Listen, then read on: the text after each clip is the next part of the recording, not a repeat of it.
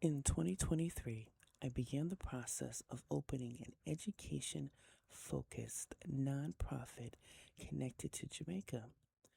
I named it. I met with a lawyer, started paperwork, and then I stopped. At the time, I believed my uncle, Reverend Raphael Wilson, had a hospital named after him in Ghana. I later learned, well, it was a school. I didn't know that when I paused the work.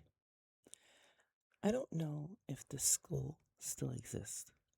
I don't know where it is located. And I'm not launching anything today. This video is simply a quiet marker and an invitation for memory to surface if it is meant to.